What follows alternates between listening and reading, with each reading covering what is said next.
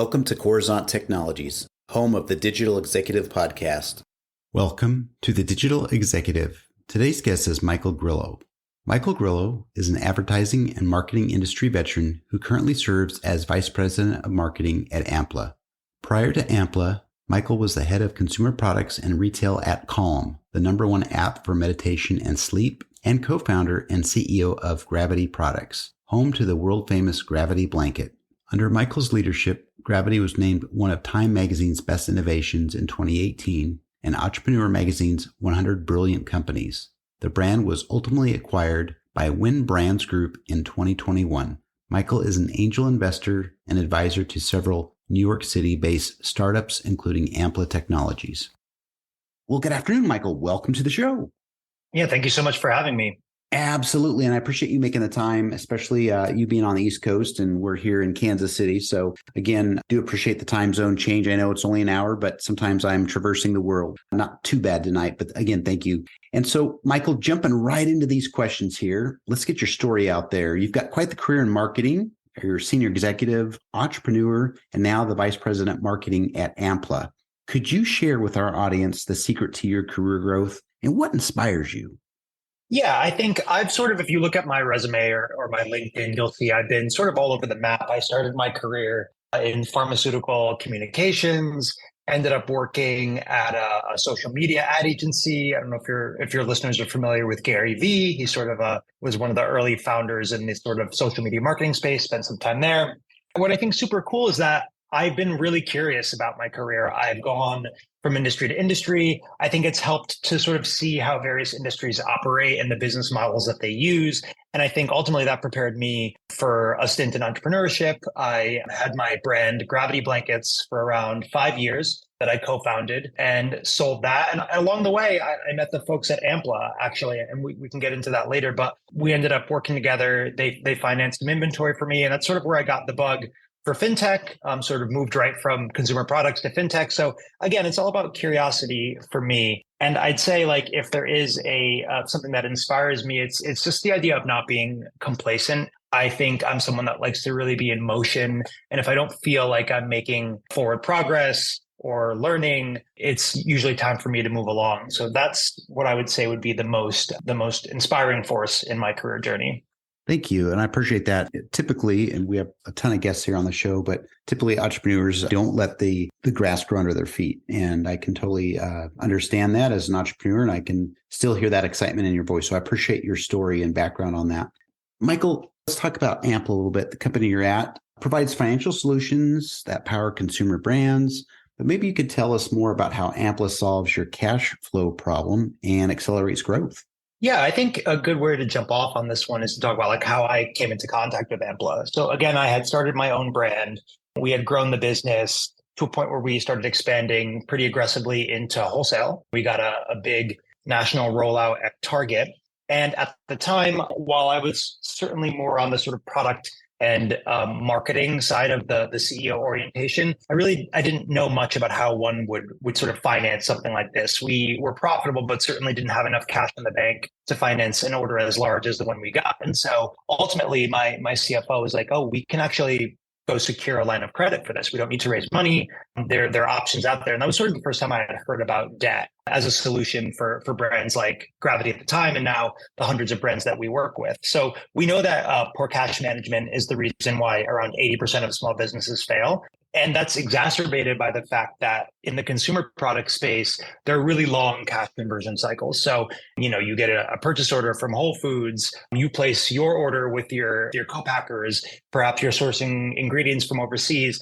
Net between when the order is placed and when you get paid can look, anywhere between 90 to 120, sometimes depending on the customer, almost 6 months. So what Ampla seeks to do is to sort of bridge that gap, right? So you can take out a line of credit with us. We charge a single APR, and you can use that line of credit against anything from inventory, which is probably the primary use case, all the way towards sort of marketing spends to pay vendors.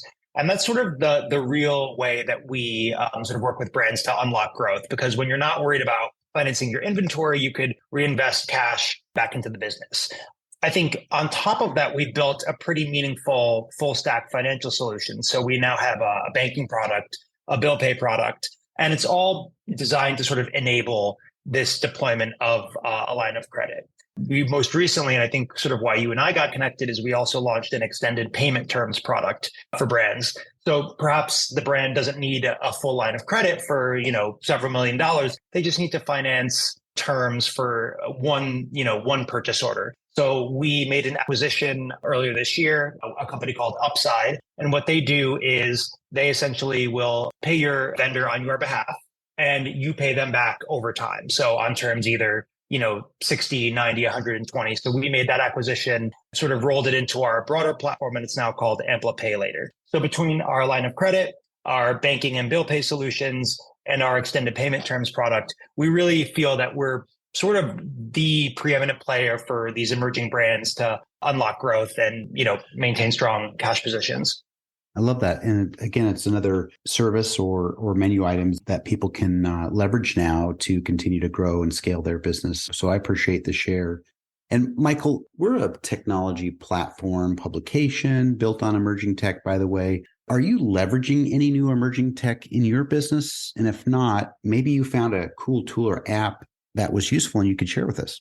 Yeah, we're a fintech platform. So we're building tech. We're building off the back of established tech.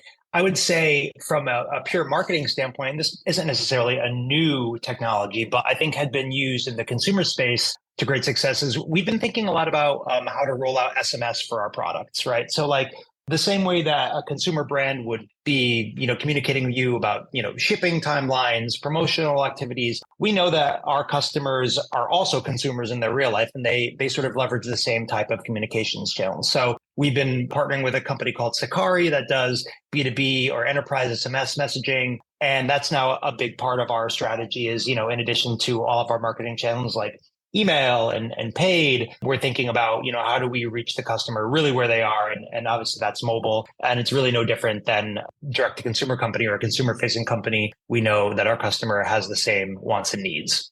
Thank you. Appreciate that, especially, when you get down into some of the, as I say, the nuts and bolts, especially in fintech, it gives our audience a more in-depth look of what you all are doing to support your community.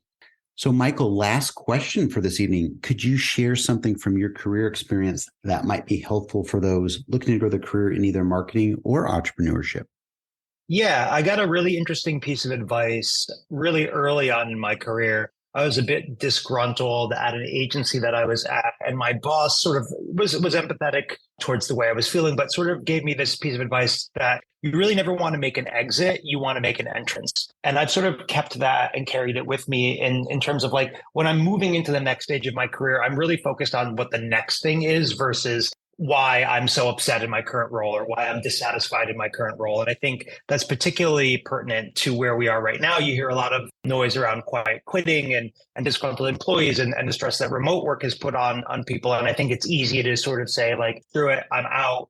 I'd rather see a young person early in their career be recognized for starting at a really incredible position and being like, oh, wow, that's such a great career move for them, than to see someone talking about, oh, wow, I didn't realize that they had left that role, or talking more about like the departure from the role than the entrance into the new role. So that would be a piece of advice that I would like to impart upon a younger generation of workers. Thank you. I appreciate the share on that, Michael. We see a lot of that. You talked about it just a second ago about quiet quitting, but you see a lot of that on LinkedIn as well. And you see some interesting messages. And I truly hope that people do listen to your message and hear what you have to say and what you've experienced. So I appreciate that share. And Michael, it was a pleasure having you on today. And I look forward to speaking with you real soon. Yeah, absolutely. Thank you for having me. This was a lot of fun. Bye for now.